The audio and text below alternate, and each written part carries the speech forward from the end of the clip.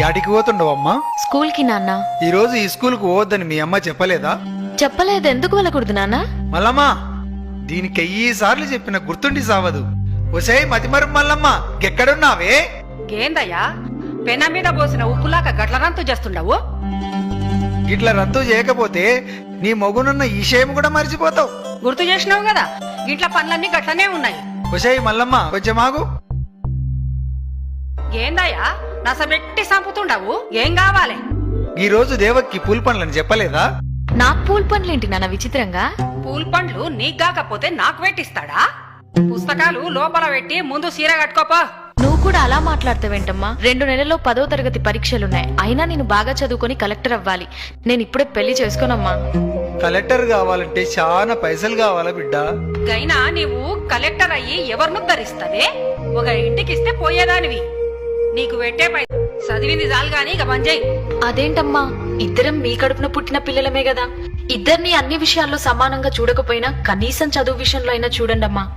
నేను బాగా చదువుకొని కలెక్టర్ కావాలని ఆశగా ఉందమ్మా. దయచేసి కాదనకండి. ఆడపిల్లంటే భారం కాదు, బంగారం అని నిరూపిస్తానమ్మా. చూడు బిడ్డ, నీవు 10 పాస్ అయితే పెళ్లి చేసుకోడంట నీ బావ గోపన్న. ఇంతకంటే పెద్దగా చదివితే నిన్నెవడు చేసుకుంటాడు బిడ్డ? లచ్చల కట్నం గెక్కనిచ్చి తేవాల. గాళ్ళ ఆస్తి మస్తుగున్నది బిడ్డ. నా మాట విని చదువు మాని బావను పెళ్లి చేసుకో. అయ్యో నాన్న, మనిషికి తరగని ఆస్తి చదువేనని మా సార్ వాళ్ళు చెప్పారు. చదువు అనే ఆస్తి ముందు ఏ ఆస్తి పనికిరాదు నాన్న. అయినా నన్ను 10 పాస్ కావద్దని చెప్పడానికి వాడేవాడు నాన్న. అలాంటి వాడిని ఈ జన్మలోనే కాదు, ఏ జన్మలో కూడా పెళ్లి చేసుకోను. ఏందే నోరు పెద్దగా చేస్తుండవు? 10 కూడా పాస్ కాకముందే ఎదురు ములుగుతుండవు. ఇంకా పెద్దగా అయితే మా మాట వింటావా? పుస్తకాలు ఇంట్లో పెట్టి పోయి చీర కట్టుకోపా. అంతగా పెళ్లి చేయాలను నువ్వే ఆలోచించుకో సిస్టర్. ఒకవేళ ఉన్న అమ్మనాలతో సామరస్యంగా మాట్లాడుకొని పరిష్కరించుకో. బాయ్ సిస్టర్, కాలేజీకి వెళ్ళొస్తా. ఇది మంచిగా చెప్తే వినేటట్టు లేదు. పుస్తకాలు ఇక్కడి నన్ను చంపిన పర్లేదు, నేను పుస్తకాలు మాత్రం ఇవ్వను. నేను స్కూల్కి వెళ్తా. మీ మామకు మాట ఇచ్చినా బిడ్డ, నా ఇజ్జత్ తీయకు. లోన్కి పోవే. అమ్మా, వద్దమ్మా. హలో, ఫోన్ ఎత్తండి సార్. ఫోన్ ఎత్తండి సార్, ప్లీజ్. ఫోన్ ఎత్తండి సార్. హలో, ఎవరు? హలో సార్, నేను దేవకిని మాట్లాడుతున్నాను. ఎందుకమ్మా ఏడుస్తున్నావు? నన్ను చదువు మాన్పించి పెళ్లి చేయాలని ఎంగేజ్మెంట్ చేస్తుండ్రు సార్. మీరు వచ్చి ఎలాగైనా కాపాడాలి సార్. Sir please sir. నువ్వేం భయపడకమ్మా, నేను వెంటనే పోలీసుల్ని పంపిస్తా. Sir please sir. ఎవరికి ఫోన్ చేస్తుండవే? Police station. నువ్వు గనుక ఈ పెళ్లి చేసుకోకపోతే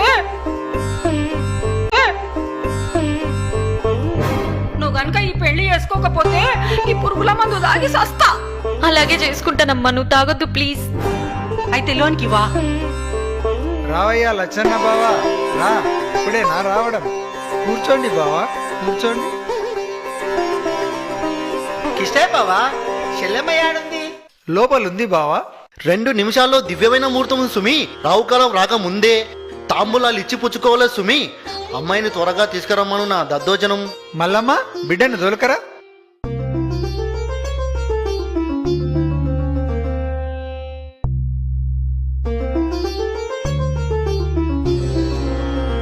అమ్మాయి బేషుగా ఉంది.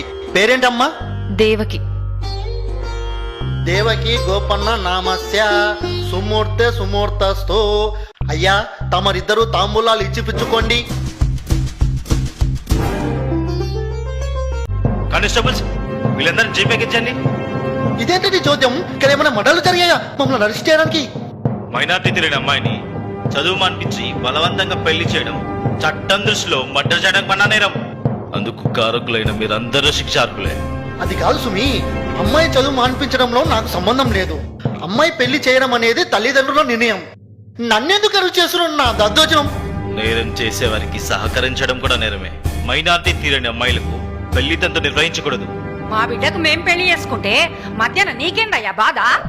చూడమ్మా, చట్టరీత్యా 18 సంవత్సరాలు నిండని అమ్మాయికి 21 సంవత్సరాలు నిండని అబ్బాయికి పెళ్లి చేస్తే నేరమవుతుంది. మర్యాదగా స్టేషన్కి వస్తారా, బలవంతంగా లాక్కెళ్ళాలా? ఫోన్ చేసి పోలీసులను పిలిపించి మా ఇజ్జత్ తీసినావుగా ననే. ఈ రోజే నువ్వు చచ్చిన రోజు అనుకుంటాం. ఇంకొక్క నిమిషం కూడా గీడుండొద్దు. పోవే. చూడు బిడ్డ ఇంకెప్పుడు నా ఇంటికి రావద్దు. కాదని వస్తే గదే రోజు మా ఇజ్జత్ తీసినవుగా ననే. ఈ రోజే నువ్వు చచ్చిన రోజు అనుకుంటాం. ఇంకొక్క నిమిషం కూడా గీడుండొద్దు. పోవే. చూడు బిడ్డ ఇంకెప్పుడు నా ఇంటికి రావద్దు. కాదని వస్తే గదే రోజు మేమిద్దరం చచ్చిపోతాం. వెళ్ళవే. సార్ మీకు దండం పెడతాను. మా వాళ్ళని వదిలేసి నాకు ఎక్కడైనా చదువుకోవడానికి అవకాశం ఉంటే కల్పించండి. నీలాంటి అమ్మాయిలకు రక్షణ కల్పించడానికి ప్రభుత్వం స్టేట్ హోమ్ ఏర్పాటు చేసింది. అక్కడ నువ్వెంతవరకైనా చదువుకోవచ్చు. వెళ్దాం పదమ్మా.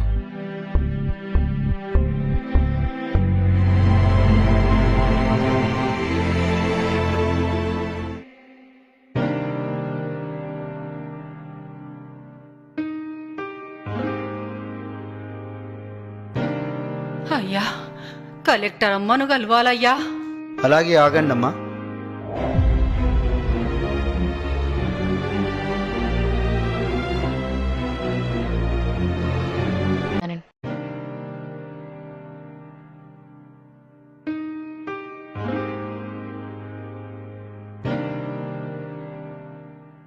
దండాలమ్మా. చెప్పండి అమ్మా. ఉన్న భూమినంతా అమ్ముకొని కొడుకును చదివించి డాక్టర్ను చేస్తే గాడింటికి వస్తలేడు. మేమే గాడింటికి పోతే కోడలు రాణిస్తలేదు. మెడవట్టి బయటికి దొబ్బింది. ఉన్న అర్ధెకరం పొలంలో బుడ్డలేస్తే నకిలీ ఇత్తనాల వల్ల ఒక్క గింజ చేతికి రాలేదు. 3 దినాల నుంచి తిండి లేక ఆకలితో చస్తున్నాం. పంట నష్టం కింద 500 ఇప్పించండి అమ్మా, నీకు పుణ్యం ఉంటుంది. మీదేవరు? కేతేపల్లెమ్మ. పాపిష్టి దాన్ని. నా బిడ్డ మంచిగా చదువుకొని కలెక్టర్ అయితానంటే దాన్ని కొట్టి ఇంట్లోకెళ్ళి ఎలగొట్టినాం. ఆ పాపమే మమ్మల్ని చుట్టుకున్నది. ఎట్లయినా నువ్వే దయ చూపించాలమ్మా. నకిలీ విత్తనాలమ్మే షాపులన్నిటినీ ఫైండ్ అవుట్ చేసి వెంటనే సీజ్ చేయండి. సంబంధిత వ్యక్తులని అరెస్ట్ చేయండి. Do it as early as possible. It's my order. Okay madam. చాలా సంతోషం అమ్మా. నిన్ను చూస్తుంటే మా బిడ్డనే చూసినట్టుంది. మీరు ఇంకొక సాయం చేయండి అమ్మా. మాకెవరూ దిక్కులేరు. మమ్మల్ని ముసలోళ్ళుండే దగ్గర గదేనమ్మా, దిక్కులేని వాళ్ళుండే దగ్గర మమ్మల్ని చేర్పించమని చెప్పమ్మా.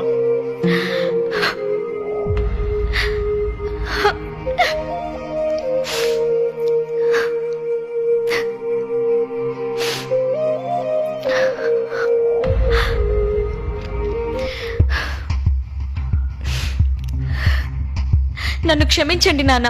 నేనుండగా మీరెలా దిక్కులేని వాళ్ళు అవుతారు? అంటే నీవు నా బిడ్డ దేవకమ్మవా?